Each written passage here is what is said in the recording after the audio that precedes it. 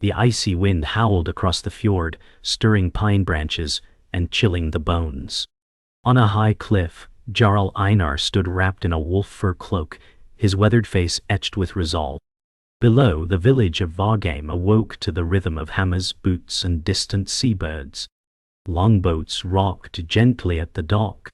Smoke drifted lazily from longhouse chimneys, the scent of iron and birch mingling in the cold air.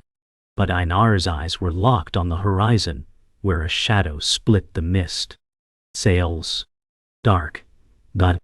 Foreign. Einar, said the storm returns with teeth. Seer Thora, cloaked in woven grey and bone charms, whispered, the gods whisper of fire and fate. A raven cawed and spiraled above them, as if sent to confirm what both already knew. In the village below, warriors stopped sharpening blades. Children fell silent. A hush gripped Vargheim. Einar gripped his axe. Then we give them a saga they won't forget. Inside the great longhouse, torches flickered against carved wooden walls, bearing sagas of gods and giants.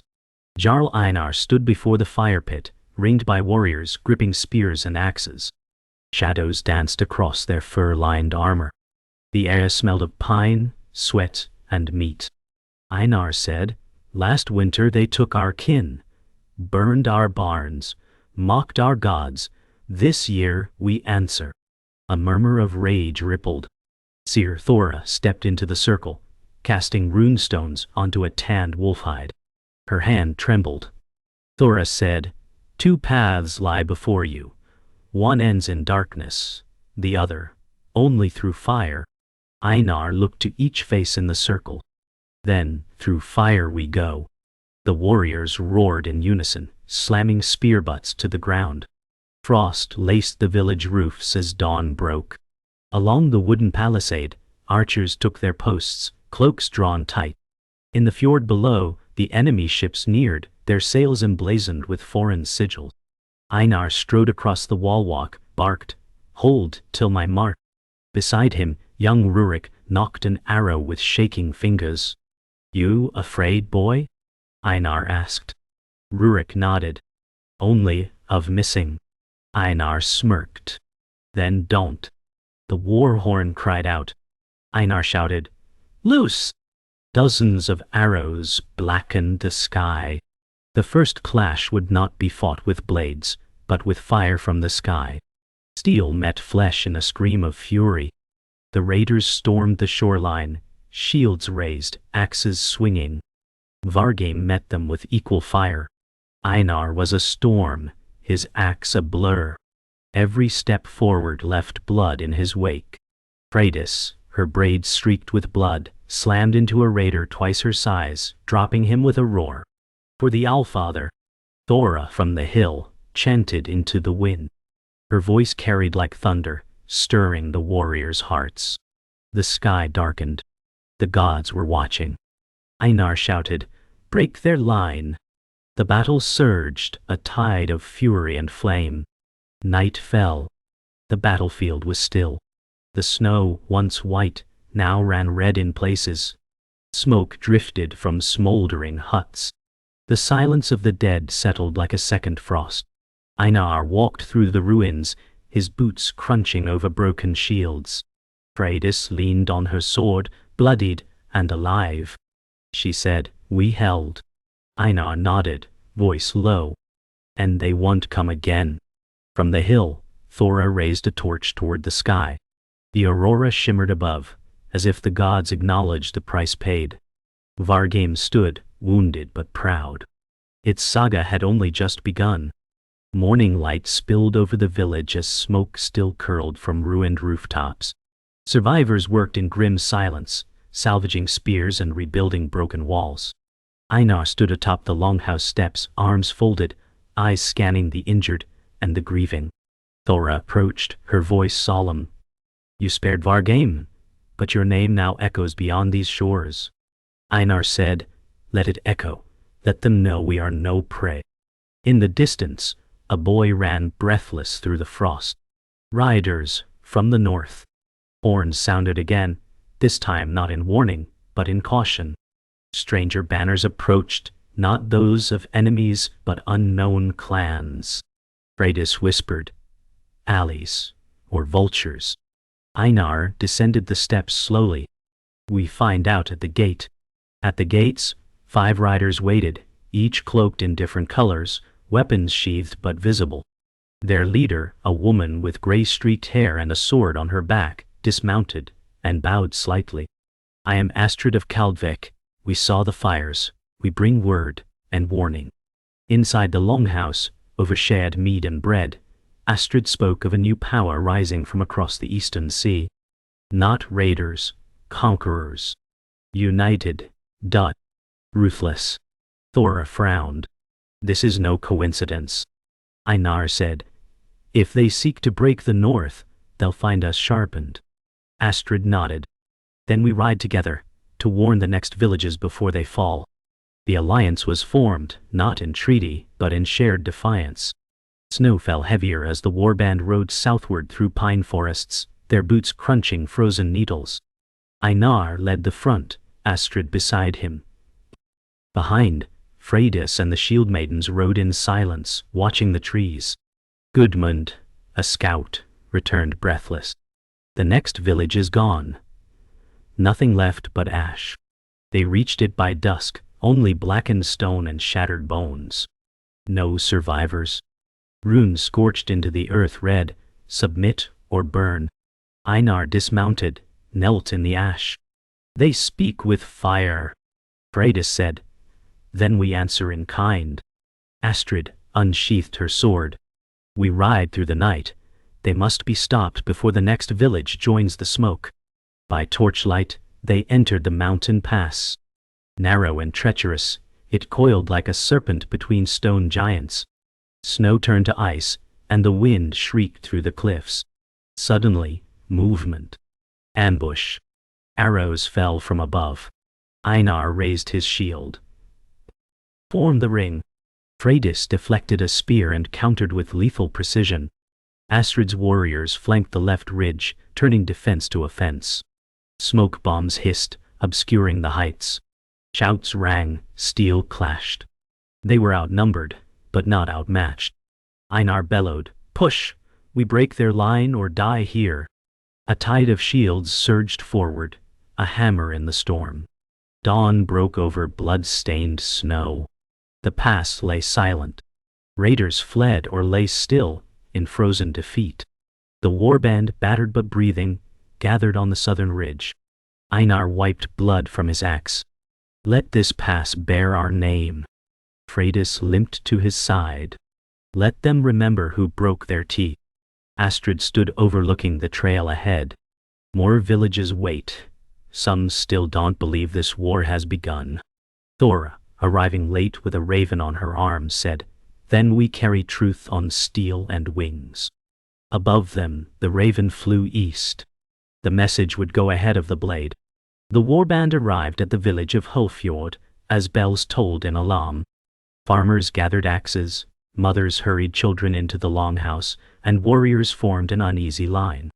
At the gate, their chieftain, a gaunt man named Vali, stood defiant. Einar raised his voice. We bring warning, not war. Vali replied, we've heard your tales, smoke and stories. Astrid stepped forward, removing her helm. Then looked to the east. What came for us comes for you. Thora whispered to Freydis, fear clouds reason, but fear also wakes warriors. Finally, Vali relented. Then speak, and quickly. Einar entered with heavy steps. Yao. If we do not stand together, we will fall in pieces. Inside Hulfjord's mead hall, banners swayed above a tense gathering. Vali's elders listened as Astrid and Einar laid out maps marked with char and blood. Einar said, they don't raid. They erase. This is not conquest, it's cleansing. An elder scoffed. And what proof have you? Freydis stood, bloodied cloak still damp. Their mark is carved into the bones of my cousins. Vali said nothing for a time, then walked to the hearth. The old ways say we stand with kin. You've brought us fire, we will carry it. Allies, once divided, now drank to a shared purpose. scouts returned with grim tidings.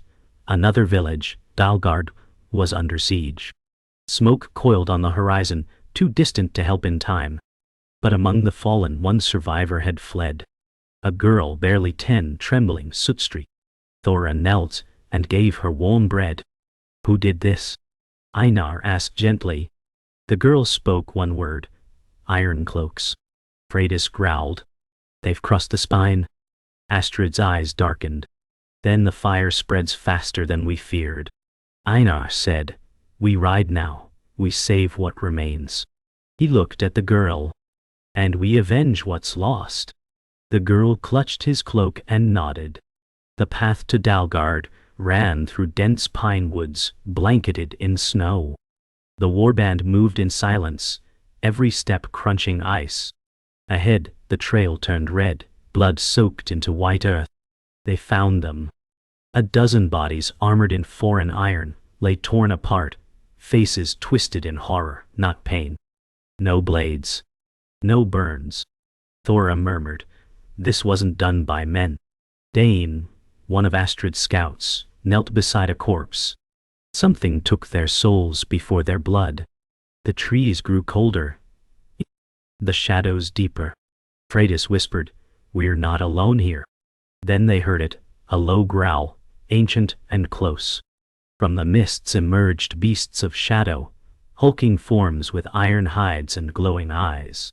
They were not wolves, not men, but something between. Einar bellowed, shield wall. Steel clanged as warriors locked formation. The creatures circled, testing, snarling. Freydis launched forward with a cry, striking true, but her sword sparked against flesh like stone. Thora raised her staff, chanting louder. A pulse of light burst from her rune. One beast shrieked and fell. Einar shouted, use light, use runes. Together, steel and cedar met shadow. By the end, silence returned, but the world felt colder. Thora whispered, the iron cloaks weren't alone. And neither are we. Snow fell like ash over the warband as they buried the fallen beneath pine roots. No chants were spoken. No horns were blown. Only Thora whispered to the soil, tracing runes into bark and snow alike. Astrid approached Einar. We lost 5 brave souls, but we learned. Einar nodded. The beasts fear the old magic. That means they were made, not born. Freydis knelt beside a buried shield. They wear our steel, but they carry no honor. As night crept in, the wind shifted. The scent of smoke again, fresh. Gudmund returned, breathless. The iron cloaks are setting fires in the highlands, villages not yet warned. Einar said. Then we split. Vargheim rides north, Kaldvik east. Astrid placed a hand on his shoulder. May we meet again, in life or saga. The Kaldvik warriors rode east, crossing frost-bitten rivers under starlit skies. In the distance, fire danced on a ridgeline. Another village caught in the enemy's path. Astrid led from the front, hair whipping behind her, eyes locked on smoke. They arrived too late. Houses smoldered. Livestock slaughtered. But the raiders were still there, celebrating. Astrid raised her sword. No warhorn, no mercy. They struck like thunder. Steel met drunken arrogance. The iron cloaks were skilled, but not prepared. Blood soaked into snow again. No words were spoken. Only vengeance. As the last man fell, Astrid stood among flames. This one burns for our dead. Far north, Einar's warband rode hard over frozen rivers and ice fields. The wind howled like wolves, and even the stars seemed to shrink from the cold. They reached a stone outpost known as Ulfskar, a sacred watchpoint once abandoned. Smoke still rose from its hearth. Inside they found survivors, 2 men, 3 children, 1 elder woman. They had fended off an Iron Cloak scouting party. Einar placed a fur on the shivering youngest and said, "You stood your ground. Vargheim stands with you now." The elder replied, "This place still holds power, if you know where to look." Thora's eyes glinted. Then we looked. That night, Within Ulfskar's hall, Thora uncovered a hidden shrine behind a carved wall. Ancient, older than any known tale. Symbols pulsed faintly in response to her touch. She said, "This is no shrine. It's a seal." Freydis stepped back. Seal for what? The room vibrated. A low hum echoed from the stone. Einar stepped forward. "Whatever sleeps here was left behind for a reason," Thora replied, "or was left to be awakened when needed." They lit incense from pine resin. The runes burned blue. And from the shadows behind the altar, something stirred. Not an enemy. Not a god. A relic of the First War. From the shrine emerged a war mask, bronzed, horned, ancient.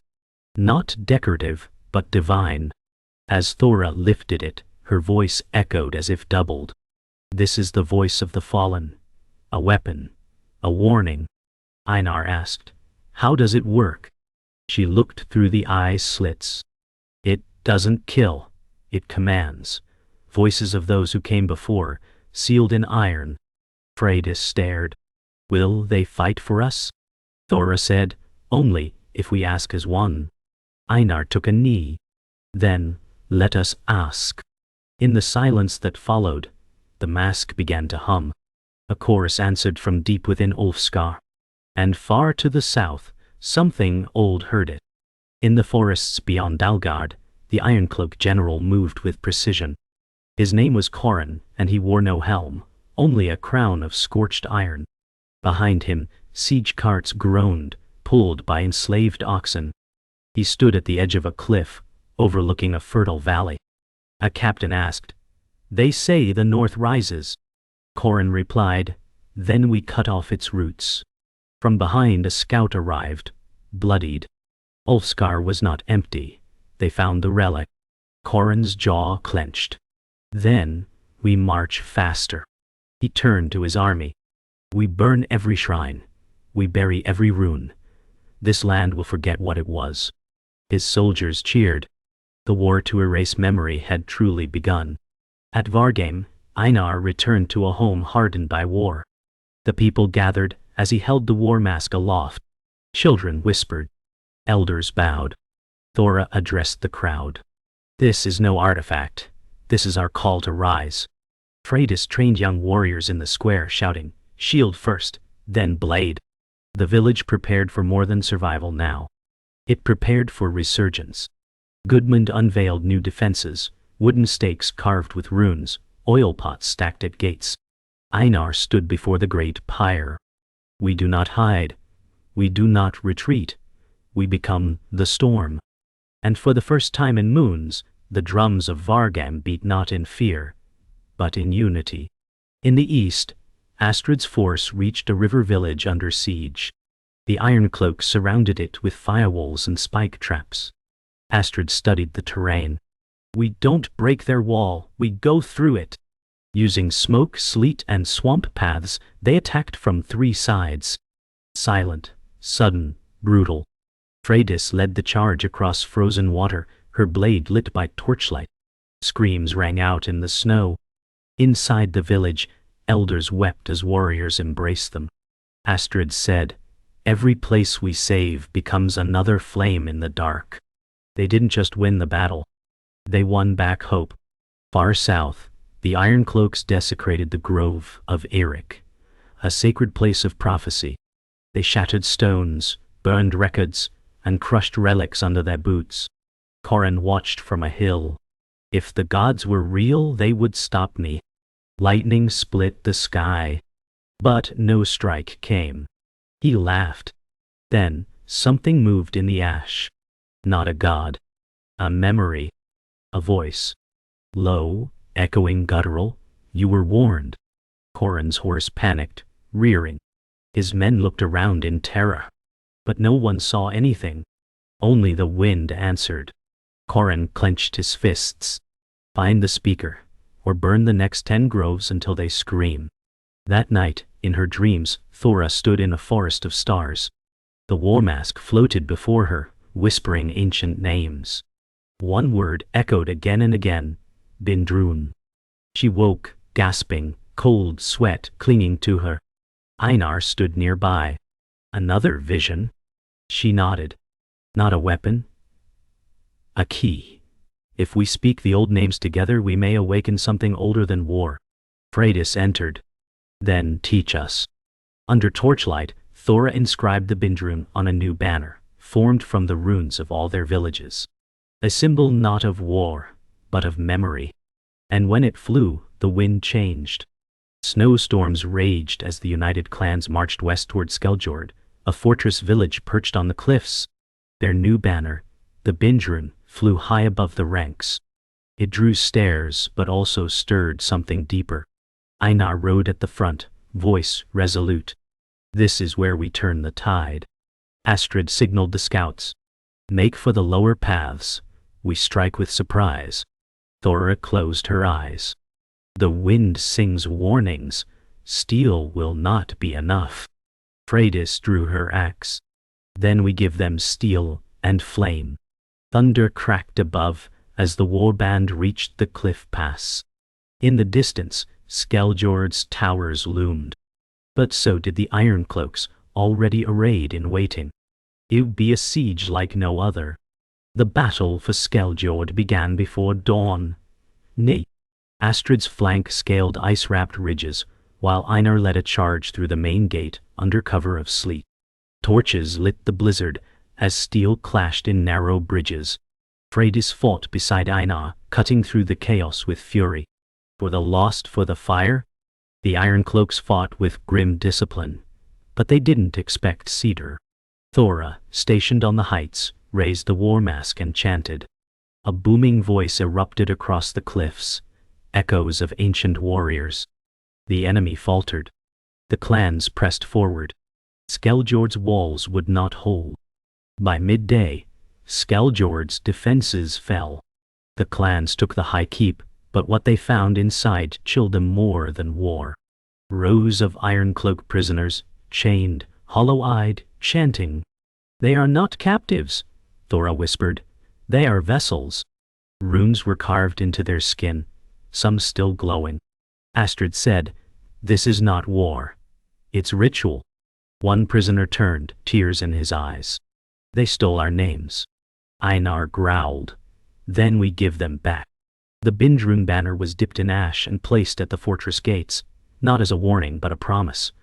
The North remembers. That night, the warriors lit great fires across Skeljord's walls. Drums beat slowly, echoing off the cliffs. Survivors gathered as Thora explained the truth. The Ironcloaks were puppets, their will overwritten by a force deeper than men. Their leader is no man, she said. He is a voice binder, a master of forgotten songs. Einar stepped into the firelight. Then we find him. We break the song. Astrid raised her blade. And if he sings again, we answer louder. Freydis chanted the old war hymn. One by one the warband joined in. The North no longer whispered. It roared. From the cliffs of Skeljord, they saw it. The Ironcloak capital, a citadel of obsidian and bone rising from frozen plains. Smoke curled into black skies. It pulsed with unnatural light. Einar said, That's where it ends. Thora replied, Or begins again. The warband began their descent, gathering warriors from every hamlet, every ruin. As they marched, villagers joined, some with axes, some with tears. Even the animals moved with them. Ravens by the hundreds followed the banner. Freydis grinned. Even the gods are watching now. The last march had begun, and the old world stirred beneath their boots. The march ended at the edge of a black plain. Before them rose the Ironcloak citadel, towering, pulsing with light, its gates carved with faces trapped in screams. Storms churned above it, but the warband stood undaunted. Einar looked to his warriors. This is the final breath before the scream. Astrid answered, Then, let us scream louder. Thora lifted the war mask, its glow steady.